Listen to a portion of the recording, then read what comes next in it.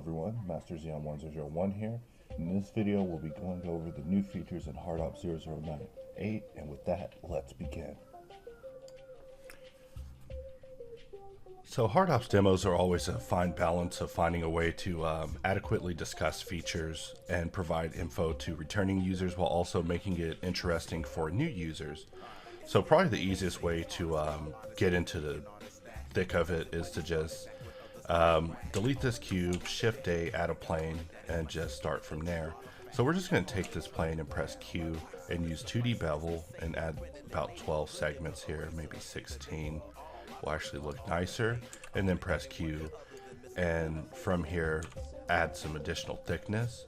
So right here I'm actually using the thin Q menu, which is available if you're using a plane, in order to bring up certain options that are optimal for planes. This was something that was added in the previous update, but it's still one of my favorite things. So right here we have it set to 2, and I'm just going to S-sharp it so that way things are looking good.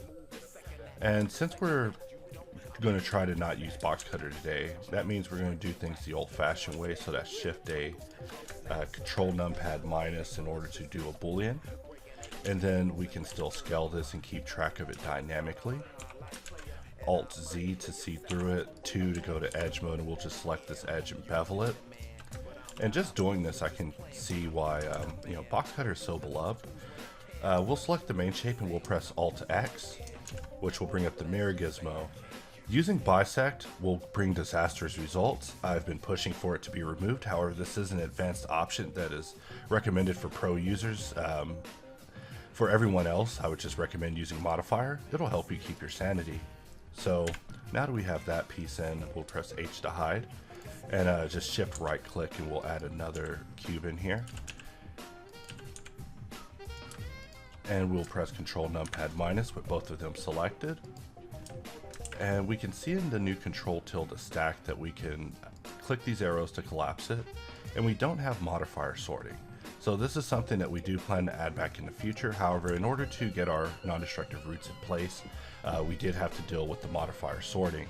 To show an example of how we would be using that, I could go under box cutter, and from here we have only mirror on. So this means that the only modifier that is being sorted is mirror. So right here I'm clicking and dragging, and we just quickly put a box there. However, I'm trying not to use box cutter for this demonstration.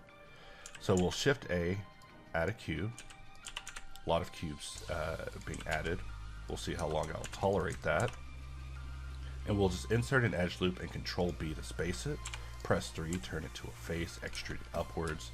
And we'll select both of these, press Q and use difference. And from here, since the shape is automatically selected, we'll add a little bit of thickness. And now we will Shift A, add another cube. You can see that this is pretty much the way HardOps used to work. Not to say that HardOps has been replaced with box cutter, but the purposes of using it for this is not as prevalent as it used to be, and that's not a bad thing. So right here, we can see that the shading is just getting a little off. For this, what I can do is press Control tilde, and we'll just go to the workflow area of the helper, and we can see our auto smooth is set to 60. We'll just lower that to 30, and we're good to go.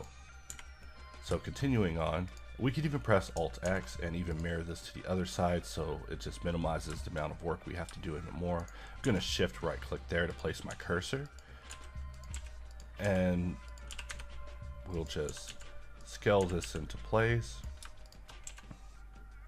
Difference, and we want to go to our modifier stack and just make sure that the mirror is at the very end in order to keep everything happening with the mirror.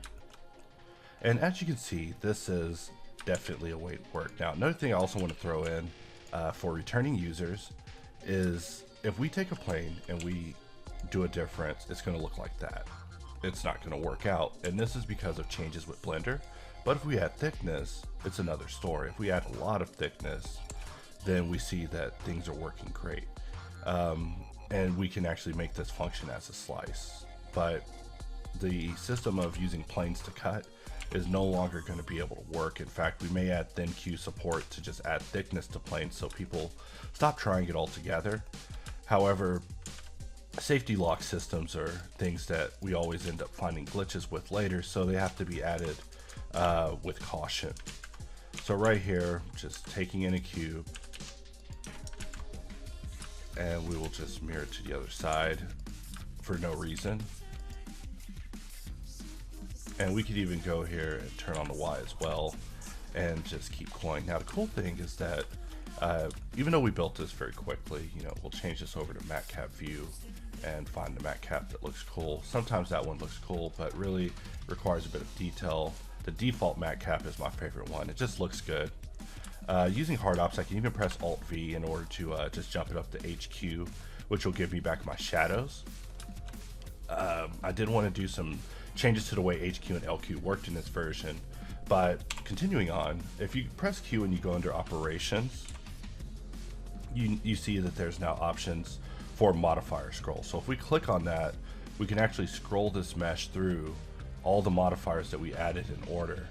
And so as you start stacking modifiers, this becomes pretty entertaining. I enjoy quite a bit scrolling through all the modifiers that I create.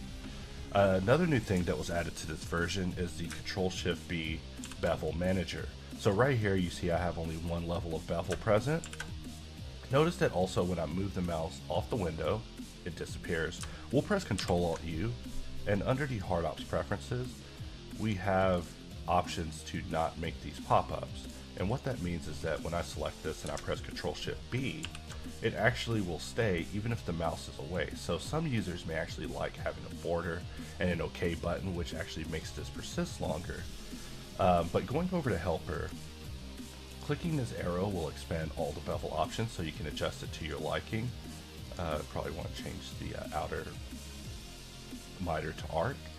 Right here, you can actually toggle quick presets. So, for example, if I want to jump this down to 1, jump it up to 12, bring it down to 4, go down to 1, I can just do that very quickly.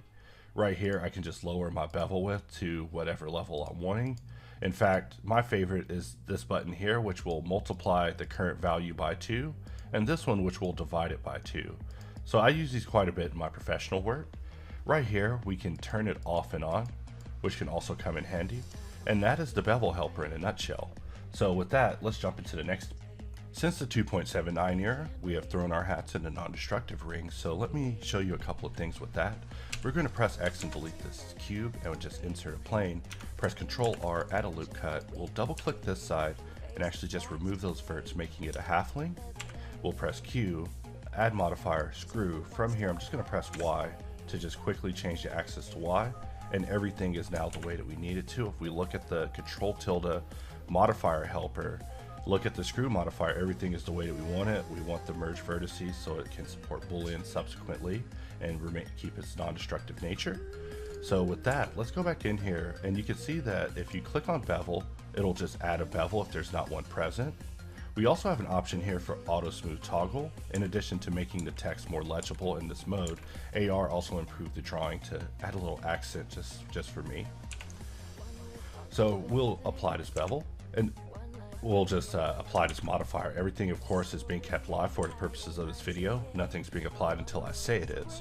So the next thing is we can go back and we can actually control click bevel in here, and now we'll add a second bevel on top, giving us this. So now we're working on 2 levels of bevels here, and we look at our stack, and our stack is densing up. So for sanity's sake, I'm going to use a little bit of box cutter because I'm just used to box cutter. So we'll just do our first cut here, and we'll use Alt X, mirror it using modifier, and this is what we have. And so the next thing from here is to just bring in some little parts, draw some doodads, even go into circle mode of box cutter, bring out a circle, hold shift to keep it live.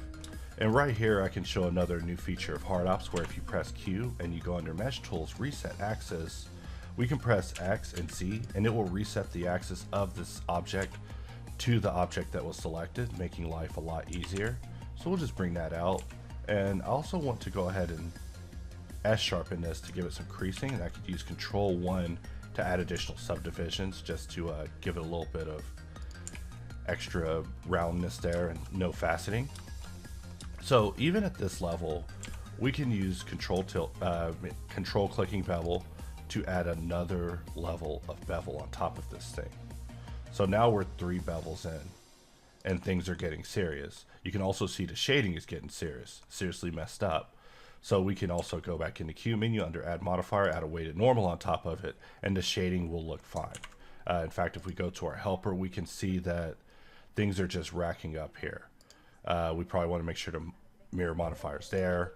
And so continuing on, we're just going to go under box, just do our daily cuts here, just having some fun. Also destroying some shading, you guys. And I'll show you how I would address that personally in just a moment. In fact, right here, we can see that this is because our weighted normal modifier has actually gotten ahead of the stack quite a bit. And that's because it's not in the sorting. So once we bring that back, it'll behave a little bit better, which is right here. So now you can see that when I make this cut, no shading issues. However, right here, there is a shading issue.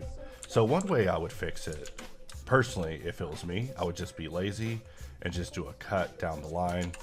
And, you know, we could actually Alt-H, bring that back, and just find the magic spot so we don't have to mess with auto smoothing.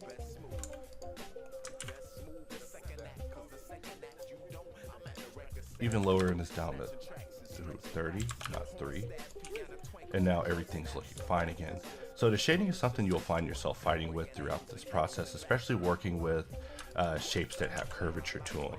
But I do plan to do hops content focusing on these sort of things in the future, because 2.8 does require that we approach things a little bit differently than we did in 2.8. And with the absence of mesh machine and decal machine at this moment in time, it does require that we be resourceful and think on our feet as far as how we're going to solve these problems in the meantime until machine comes and solves them for us again. So we have this model, we have a ton of modifiers going on. What to do with it? Well, firstly, I'll change it back over to matcap, and we can press Q and actually jump through modifier scroll and actually scroll back through our process, seeing every action that we took over the course of this. So kind of like ZBrush's undo history. Personally, I do want this to be animated in the future. I want the ability to make the modifiers animate their existence on a mesh, so that way I can do ads where you're rotating around and everything's just popping into place. It would just look awesome. So I'm going to Shift A, add a plane, and we'll just add a little bit of thickness, and we'll just bring this out. Sorry to y'all who think this is probably the worst tutorial ever.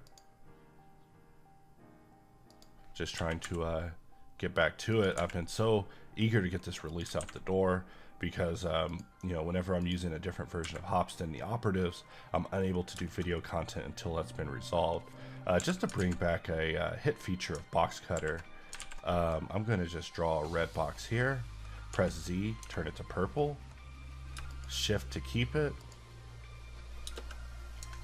I had to press spacebar that time, which is our backup in case something doesn't work. And we'll just take this piece and just lower the thickness, which brings me to inset. Inset was supposed to come to hard ops for this release, courtesy of Box Cutter. However, we may be saving that for part 2, but I do want to create a hard ops version of inset in order to maintain the congruency between hard ops and Box Cutter. And we'll just put one of those numbers there. And we see that the shading gets a little wacky here, so maybe under screw we can change this to 128, maybe not 128, maybe change it to 64, maybe change it to 32. Actually, let's use object scroll. So we go under operations, bool scroll, object scroll, and we just scroll backwards, and we can press GZZ and move that out, press 1 to get off that layer. And let's go back to this, and we want to go to 64, and now our mesh is just looking better than ever. So over the course of modeling with these things, I've been jumping up and down between 32, 64, 128. So we do want to make those hot numbers in the future. A lot of these things that I mentioned in videos, I do bring up over the course of development, but we do try to operate somewhat democratically on decision making. So a lot of decisions of mine sometimes get overruled by logic. But you know, we'll come back to that. No complaints. So right here, we want to select this shape, GZZ, and we just want to make sure these shapes remain sticking out of the surface. So my apologies on jumping into box cutter all of a sudden. I mean, it just comes over me. I just start cutting and I'm inserting cubes. It's like, you know, box cutter is a thing.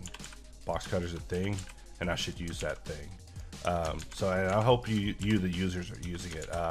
You know, I always have a good laugh with customers whenever they write about needing their box cutter code, and you know, I looked them up and it turns out they were a customer that got it for $2 or $5. I'm like, wow, you are a OG customer. You know, if you got these tools on sale, I especially love you. But if you're also buying it right now, I also very much love you. You know, purchases and users promoting the product to their friends is what keeps this tool alive and keeps us working on it, because the moment the hype dies down, we would move on to something else. But we remain ever passionate about this tool. So right here, you can see that because of the lack of sorting in hard ops, that the modifiers can get a little strange. So we just move these two up and everything's fine again, and we have our mirror back. All the more reason to enjoy box cutter at this moment. Another thing I want to throw in is that with the KitOps helper, you should be able to right click it and assign it a shortcut. I would use my shortcut for it, but I have that shortcut assigned to another tool, and I don't want to show that tool in this video. So from here, we're going to just jump to Prim Pack 2, which is just some inserts I've been working on using KitOps, and we're just going to insert a circular array. If we look at the helper, we can see that sort modifiers is off, and you want sort modifiers off if you're going to be inserting on a non-destructive object, because the sorting system is going to have to be made into levels and then into tiers and then made smart. But we have some serious plans for sorting modifiers, because there has to be some advanced sorting if you're planning on getting up to 600 modifiers on a mesh and keeping everything non-destructive and live. You know, we're trying to push this to the max. So continuing on, now that sort modifiers is off, we're going to just choose add insert, and you see at this moment that the KitOps insert window just stays up longer than I want to. It's like, hey, get out of here. But that's part of, you know, why you would sometimes want windows to disappear. So the other thing is I want to turn off auto select insert, and we'll just select this plane, select this, use my favorite option, reset axis, and we'll just reset it on the let's try it again, XZ, and now we have it perfectly in the center. In the future, it will be able to support auto select a little bit better. And we'll just press 1, and we see that things are just looking disastrous, and that is of course because this boolean got placed ahead of our mirror. So at this time, there may be a little bit of manual modifier placement. However, if you do come across ideas on how we can make the modifier sorting system smarter and more predictable and able to be used in all workflows and not just exclusive workflows, I'm all for hearing those ideas. But I do have quite a few ideas of my own as we can make the system way smarter and allow users to work without any menus. The goal is to come here only for novelty, only for sport, not for work. Speaking of the helper, a cool thing to mention as well is that the helper now supports, I didn't ask for this by the way, the helper now supports every object. Like if you want to go in here and modify an irradiance volume, which I never do, you can. We are definitely getting our way back to full screen working, which is something I'm very excited for. I always enjoy being able to work without any UI whatsoever, and with 2.8 they really made it hard to hide all the UI. I mean, you know, this top bar, I love the top bar now. I don't even want to get rid of it. You know, if someone closes the top bar, you know, you're no friend of mine if you close the top bar. Top bar is my bae. So anyways, continuing on. So for this portion, I want to talk about step, C-step, and stepping, which is something that we've put a bit of work into improving. So from here, I'm just going to press Q. I'm getting so many notifications right now. Really got to finish this. We'll just add a bevel. We'll give it 6 segments. We'll Shift A, add a cube. Bring it up on the Z. Bring it over here. Select both of them. Difference. So right here, everything is still live. If we scroll through our modifiers, you can see that everything is still just a cube. In fact, We could have also started from a plane, went to a cube, and then did this. But the more I mess with this, the more it's ridiculous to me. So the next thing from here is we can either adjust the bevel like we are right now, or we can hold Control click and add a new bevel. So let's do that one. So right here, you can see that this new bevel caught one of the base edges sticking out, which nobody would want. If we use the Ctrl-Shift-B helper, we can go in here and quickly change the angle to be 60.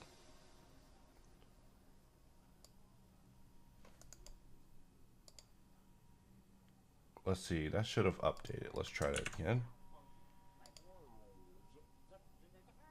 Okay, change it to 180 here. Ctrl-Shift-B, we look here, and we see that the angle is 60. All right, maybe I was having a hallucination, but now you can see that we're able to modify this latest level of bevel. If we go back into B-Width, you can also shift scroll, and it will actually take you through the different levels, so you can actually modify them all on the fly. So if we take this another level and just insert a cube, Control numpad minus, more than likely in the future, subsequent bevels will be added with an angle of 60 degrees in order to make this workflow easier. But I'm just showing you at this time, so that way in case you work with this and you come up with some ideas, to just fire them back at us, because I'm eager to hear what you guys come up with. So right here, I'm going to hold Control, click on this, and add another bevel. And we see that this one also needs to be 30 degrees, or 60 degrees. So we want to collapse the stack so we can get to our last bevel. And you can see this is why the Bevel Helper is needed, because when all your modifiers are together and you're in a window that's not full screen like I am right now, it can get a little crazy dealing with everything all at once. So that's where the Ctrl-Shift-B Bevel Helper comes in. It's your friend. So we can even go into this Bevel Helper and divide this new bevel by 2, making it even smaller. And even as I'm using this, I'm thinking, wow, if I could have smart locks that connected this one to be half of, made this one twice of this one, which was twice of this one, then we pretty much have got this part of the workflow figured out. But we can even take this a step further. And right now we're off the reservation. Whenever the logo is gray, that means it's undefined, meaning that we're not doing anything to the mesh at this moment through the C# S# system. So I'll have to do some beginner content explaining that even more if that doesn't make any sense, but we'll continue on. So right here, I'm going to cut this in here, and using Control numpad minus with the 2 object selection, and let's see if we can put another level in here. So I'm going to press Q, go under bevel, Control click it, and we'll just bring that in, and Control Shift B. And we want to just make sure we set our angle here to 60. In fact, 60 is jumping it up to 180. I believe that's what's going on here. So I'll be getting that checked into. Coming to a hot fix probably later today. I actually think it's probably something with radians or something. I didn't write it, or else I would have got that correct. Just kidding. Shout out to Proxy. Now I'm going to add a weighted normal, which will get the shading looking right. So at this moment, we're looking at a mesh with 4 different levels of bevel. So we go into B-Width, we can adjust the lowest level. We can shift scroll to go to this level, the biggest one, and it'll tell us the name up here in the corner, thanks to AR.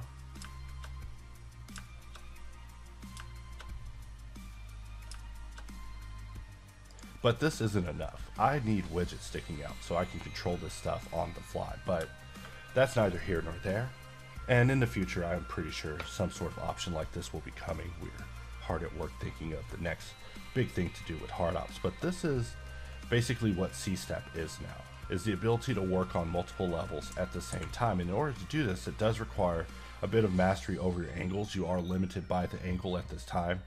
There is no stepped weighted workflow, which is something that I do miss.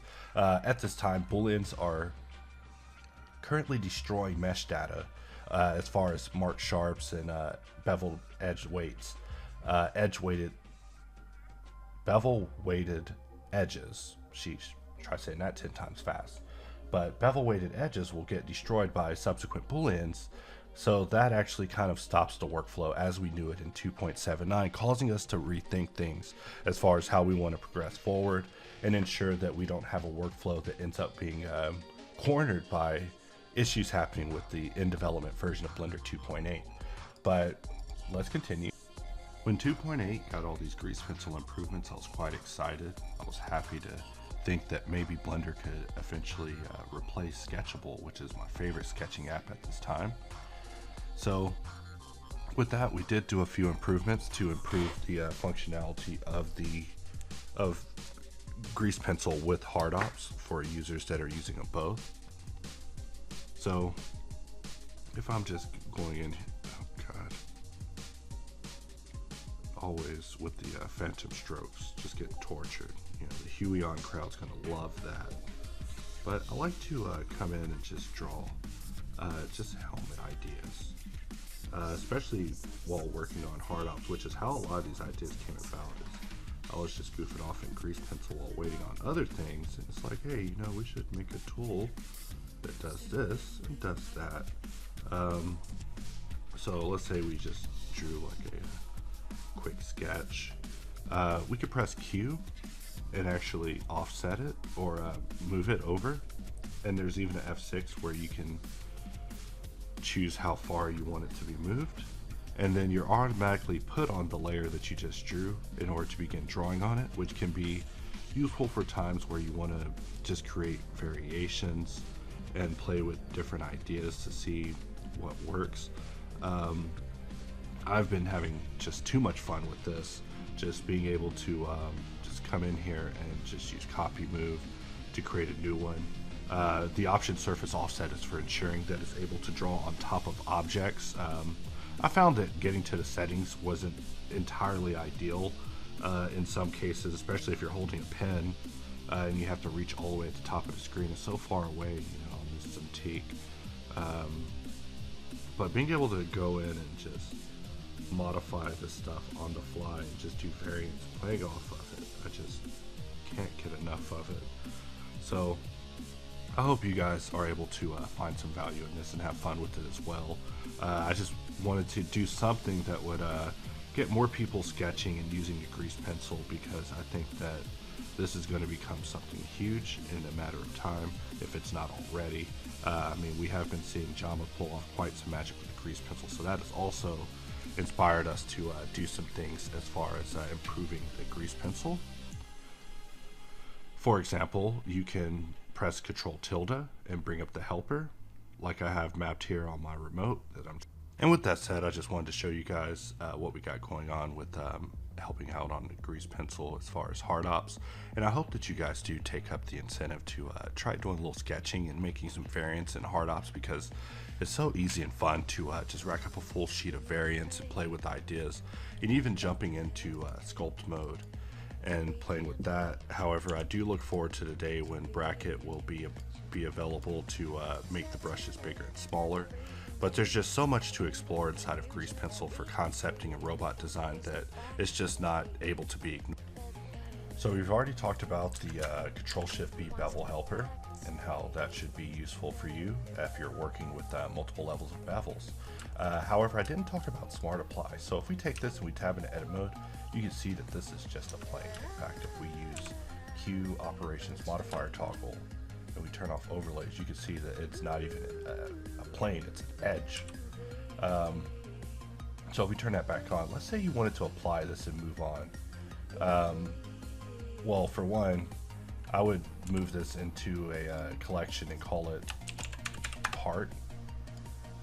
And if I was in let's say collection 2 or layer 2 and I wanted to bring in that part, I would just bring in that part and this would be my part, and I would still model on it non-destructively and move it around and do everything I would normally do with it. So this is something I do recommend to people to try if you're not yet used to collections. Replacing layers is try out collections and collection instances, because for the most part you should be able to use this stuff and still maintain the non-destructive nature and even go back and tweak these sort of things if you're using it for kit bashing like I am. In fact, There we go, now it looks good. And that should help you out to an extent. However, if we go back to the part collection and we have this part here, let's say we wanted to apply it. Now, Smart Apply will actually just apply everything, making everything the truth, finishing everything and allowing you to take this, export it, send it to ZBrush, new ZBrush version out, and do whatever it is that you need to do with it. If you use this with a C# object or an object that's been moved up the system through C#, it will actually only apply booleans. So if I Ctrl N, make a new file, just to show you this in action, we're going to C# icons orange, meaning that this is in a guided state. More guided states coming soon. So right here, we'll press Q, difference. And so let's say you wanted to apply this. You wanted to apply just a boolean, but not the bevel. Now, back in the day, I used to always tell people, just use C#, and that's what it was made for. But the more I gave that answer, the more I felt it was inadequate and possibly not conveying what I was intending. So that's why we added Smart Apply. So with Smart Apply, you can just apply only the booleans, and if we expand this, you can see that you can choose what modifiers are being applied. There's also a different apply under Add Modifiers that was made by AR, and this one is built to apply all of these modifiers. However, seeing all these icons in the panel like this, I just wasn't sure about it, so I didn't replace the apply modifier system that I created with it, but we will be examining how to combine these both in the future and creating the smartest apply system possible for users needing to progress things through the workflow. In fact, if we go back and we look at this test part, this test part gives us a lot of ideas. Like for example, we look at our stack here. This is our stack. There's no levels in this stack. We do want to introduce a new type of modifier system that will allow you to stack particular modifiers in a slate and then come back and deal with them on an entire level and progress things up the stack and move things down the stack. For example, cutting a boolean at the third level of bevel. Maybe you want to cut it at the second level of bevel or the primary level of bevel, non-destructively, of course, and that's where advanced modifier sorting will be coming in. And thankfully, Proxy is just the guy who loves making systems, especially complex systems designed by people who have no idea how these systems are going to be until they're created, and it needs them tweaked immensely for perfection. This is something we look forward to. But if we look at the helper, you can see that there's 2 levels of bevel. And when we look at the modifiers, we can see that there's 2 levels of bevel and then a whole lot of booleans down the stack. In fact, we should have another bevel after that that's just working on just the final result. And being able to promote booleans between those is something that we do want to do in the future. Sorry to kind of go off on a side tangent here, but just wanted to mention that over the course of this. Also reiterating that if you go into BWidth, you can actually modify your bevel on the fly. But if you shift scroll, you can also change which bevel that you're adjusting. So here I just shift scrolled up in order to jump to the next one. So if you scroll forward, it'll loop. If you scroll backwards, it will hard stop at the first one. And this is of course by design at this time. But with that, let's continue. In this video, I know I'm kind of jumping through a whole lot of different models that have already been made while showing nothing being made. But this particular model I wanted to just talk about for a moment. I did mention in a previous video how I'm a big fan of this tool Bezier Mesh Shaper. Now, previous to this tool coming out, I did commission Proxy to do a port of Mirror Tools after getting permission from the creator. But this tool has actually exceeded my expectations so much that I don't feel the need to. In fact, right here, I'll probably send them a message saying maybe we should turn on wires for only the object that's selected, not every object in the scene. But continuing on, this tool will let you select a range of points, and then from there, use a curve in order to modify it. And this is something that is just fantastic for workflows. I've been wanting him to also add right-click apply, which is just fantastic for situations where you need to create a deformed object like so. And then of course we can S-sharp it to get some smoothing going on, and add auto smoothing, and then add some thickness with T-thick. And then from here, jump into box cutter and with only mirror sorting on, just do what we have to do. And this tool I can't recommend enough, so I just wanted to give it a shout out in this video and hope that you guys do give it a try. Alright, so in closing in this video, I do want to stress that the team of Hard Ops is me, AR, and Proxy at this time. Hard Ops and Boxcutter have always been a two-man endeavor with one guest being brought in. However, things in the past have made us rethink our guest policy, so now we do vet people a little bit harder in order to make sure that they meet the criteria as far as what we're looking for as far as team cohesiveness. And Proxy has been the greatest new addition to a team ever. Showing the maximum level of team cohesion and able to work in groups of people and work with people, and also even educate people at the same time. So it's just been a pleasure, absolutely, working with everyone involved. And cheers to more releases in the future. Alright, so in closing, I want to give a shout out to Antonia, Nighthawk, Tekken, That Indian Guy, Piotr, Master Operative, Amateur Bug Fighter, David Martinez, Legend, General Ford, I'm hard on him, but it's because I love him, and my sensei, Tony Leonard. Patrons, I should have made a list scrolling through, showing all the credits, and Adam Kroll on the icons, not to mention Proxy and AR, who are an instrumental portion to this team. And if we look at the clock, it's box cutter time. See you guys next time.